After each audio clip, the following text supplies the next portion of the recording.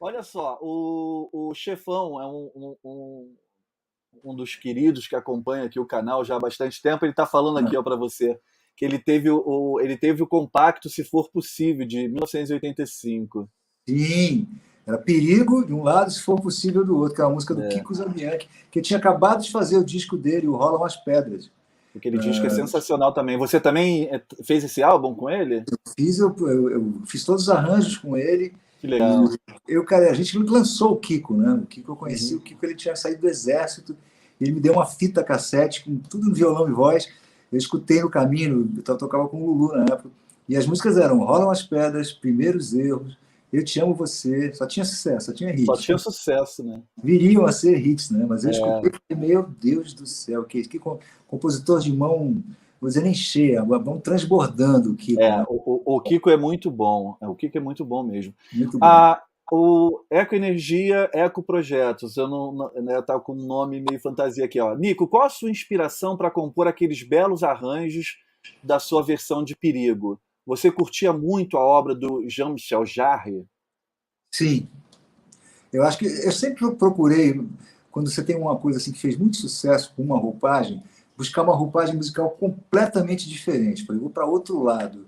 Isso é Sim, evidente que a gente vive de referências, né? Então, o Jean-Michel Jarre foi uma grande referência, mas eu gostava muito também daquela coisa progressiva. Eu gostava muito de Phil Collins. Eu Phil Collins. sempre ouvi muito Genesis, sempre ouvi muito Pink Floyd, sempre ouvi muito o rock progressivo, né? Peter Gabriel, adorava Peter Gabriel. E então eu escutava essa coisa dos arranjos pop assim diferentes, né? Então quando eu gravei o primeiro disco, eu meio que criei uma linguagem assim. Eu peguei os músicos, por exemplo, Arthur Maia tocando baixo fretless. Eu montei uma banda, né? Então eu fazia muitos pads, né? Aqueles acordes parados assim. E o Arthur passeando com aquele baixo sem traste, que é lindo, que ele chora a beça, né? E sempre o Léo Gandalf tocando ou soprano, alguma coisa assim, nos solos, e o Torquato Mariano na guitarra. Eu que montei essa banda, os grandes sucessos assim, do começo da minha carreira foram exatamente com essa banda. Uhum. E para onde eu ia, eu gravava com eles. Não queria saber, eu quero esses músicos, eu gravar com eles, Claro. para a gente criar aquela sonoridade, né? Do Esquece Vem, aquela coisa meio cinematográfica, aquela guitarrinha. Sim. Nossa, aquilo é demais. Que é uma coisa que traz, né, pedal de volume. E o Torquato, outro dia eu estava vendo, ele dá aulas de como ele fez o solo do Transas, né? Ele dá aula de como ele fez o solo, né? Aham. São solos que viraram clássicos, né? Sim.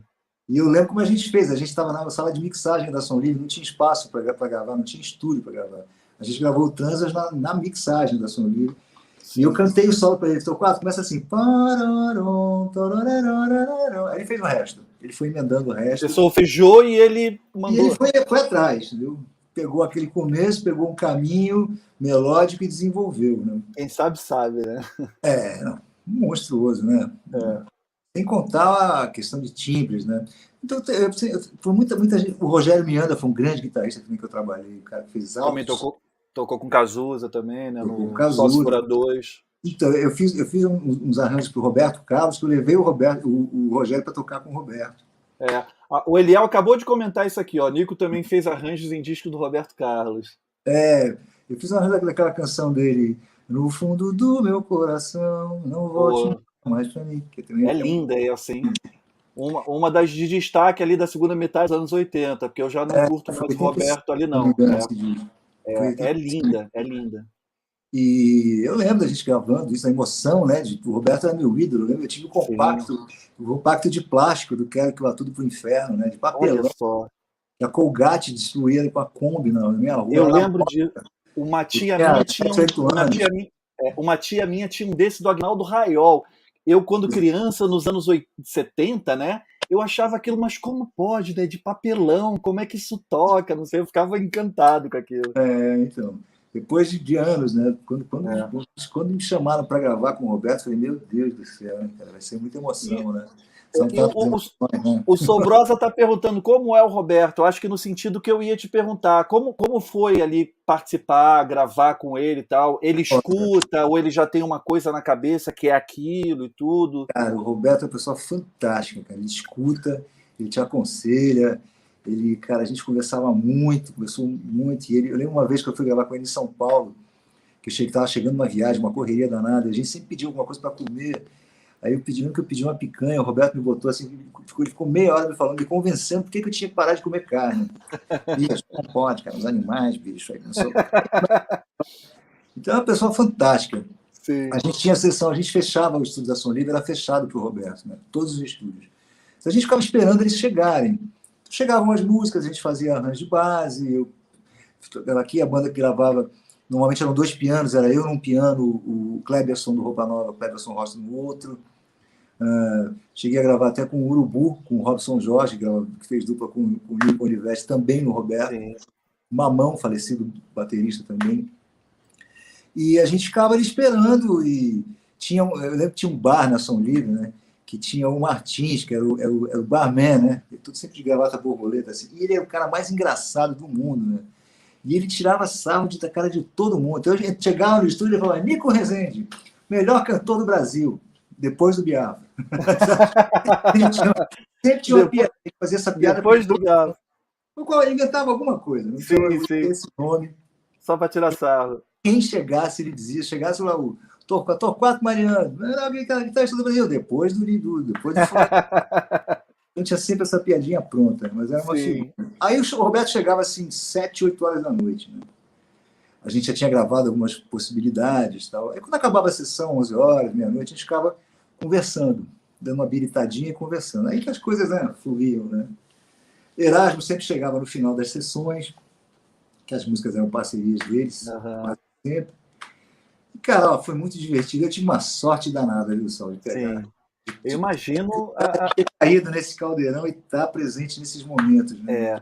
Como você falou, como ele era seu ídolo, né? Uma coisa é você tocar com músicos ali da tua geração, né? Como você tocava, dividia a bola, cresceu e fez sucesso com esses músicos ali da tua geração, da tua idade. Outra coisa é ser isso, né? Tocar com o ídolo e como o nosso ídolo maior da música, né? Que é o Roberto Carlos. Eu E que é imagino uma que pessoa incrível, tá? Ele é uma pessoa incrível, pessoa muito sensível, super amigo, era muito... Eu sempre admirei muito o Roberto. A obra dele, para mim, principalmente de 67 a 73, assim, é impecável, sabe? A fase que eu mais gosto dele. Mas eu confesso que eu me decepcionei um pouco com o homem, assim, com o lance dele proibir a biografia dele ali no início da década de 2000 e tudo. É aquela decepção assim com o homem, não com o artista, sabe? Eu falei, pô, Roberto, eu acho você que vai uma biografia linda, né? Eu tive a oportunidade de comprar antes dela ser recolhida e ler. É uma baita homenagem que o cara fez, assim. Mas engraçado enfim. ver que um artista do tamanho do Roberto Carlos, né, cara? Uma pessoa com o tamanho do sofrimento que ele já passou na vida. Sim, né? sim. O tamanho das perdas, parece uma coisa ele predestinado ao sucesso e às perdas sofrimento, sofridas. desde Né? criança. Agora foi o filho, quer dizer, eu lembro quando a Maria Rita faleceu, cara, eu fiz uma música para ele. Eu sentei num bar, peguei um pedaço de papel e escrevi letra e música. Uma melodia sem final, tá até hoje, né? Ah, tá, eu ia perguntar, ele não gravou. Hoje, né? Não, ele não gravou. Na época a gente tinha a secretária dele, que era a Carminha, ela me disse na época que ele ouviu um pedaço e não aguentou, não. Porque falava justamente do processo, né, da perda. Sim, né? Então, foi muito doloroso para ele, né, Nico? Deixa pra lá, entendeu? A música é linda, eu até vou gravar essa música agora. Ah, que bom, que bom. Porque mas é dolorida, né? Mas aquilo. É fácil de dizer, assim, é uma melodia, é uma linda melodia sem final, entendeu? É uma coisa, falando coisas assim, né? Bem tocante, né? Mas eu consigo separar bastante, assim, o artista do homem, sabe? O Roberto me decepcionou um pouco ali, como eu falei, como homem, como pessoa física, no caso. Como artista, cara, não tem um tão... como você falou, com a história dele, com a batalha, a luta, dele ter vencido, ele sofreu muita dificuldade ali no início, né, de aceitarem ele como um cantor e tal. É invejável, assim, sabe, é digna de um filme. Se ele fosse um artista americano ou europeu, com certeza já havia pelo menos uns 3, 4 filmes, né, assim, sobre a história dele. Eu acho que o tamanho do Roberto, assim, acho que o Roberto tem o tamanho, a estatura artística, do Frank Sinatra. Acho que não dá para tirar menos do que isso, né? Exatamente, Porque não ele está dá. para música latina como o Frank Sinatra está para música americana, É, mundial, né? Talvez é, pela língua e pela influência americana, o Frank Sinatra tenha feito mais sucesso do que ele em sim. outros países. Mas o Roberto também atravessou todas as fronteiras, né? Então, não Eu tem. gostei da sua comparação, eu concordo, é isso mesmo. Ele é dos grandes, assim, dos grandes. Está em patamar diferente, mas ali no mesmo O nível. Brasil costuma ser um pouco dizer um pouco injusto, mas um pouco esquecido com essa coisa da memória dos seus artistas, né? É, Eu vejo que, por exemplo, nos Estados Unidos, não. Você vê grandes bandas de sucesso dos anos 70, dos anos 60, e você vê essas bandas fazendo grandes concertos, com uma grande produção. Então, o americano tem uma memória, assim, ele respeita os seus ídolos de é. uma maneira assim, muito maior do que aqui no Brasil. Aqui as pessoas caem no esquecimento com uma, sabe, e não são muito valorizadas, enfim. Então, tem tudo isso. Eu vejo gente, por exemplo, há 2 anos atrás eu fiz um show em Nova York, um show que a gente faz, foi uma comunidade brasileira, tem muito brasileiro casado com gringas e vice-versa, tal. E a gente fez eu fiz um show lá, eu e o Guilherme Arantes. Então eu fiz meu show primeiro, né? E depois eu toquei uma música do Guilherme e chamei o Guilherme Arantes, né, para fazer Que o outro show legal. depois de mim. E fui assistir o show dele, né? Fui assistir, depois a gente cantou mais algumas canções juntos.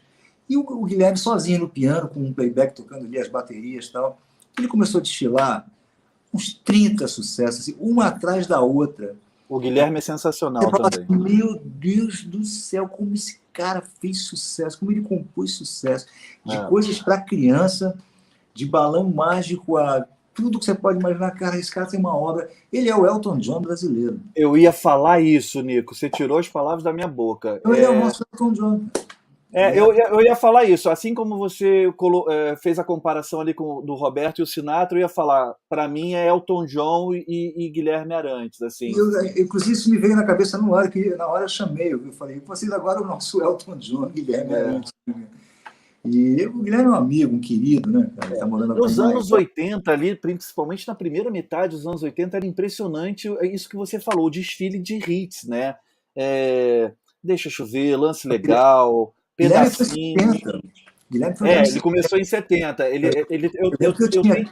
eu tinha tipo 15 anos quando ele Ele fez o. começou no Moto Perpétuo, né, que foi o grupo dele ali, que tinha umas influências progressivas, e ele estourou solo com Meu Mundo e Nada Mais na trilha sonora da novela Eu Anjo furei Mal. esse disco, eu tinha esse disco de É, vinil, eu furei.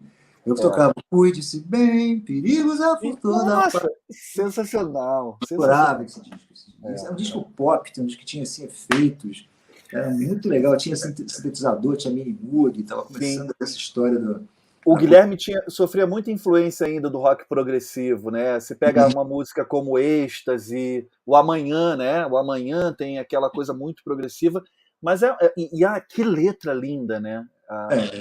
Do Ele Amanhã, também né? pegou, além de ele escreve bem também, e pegou Escreve. grandes parceiros. Né?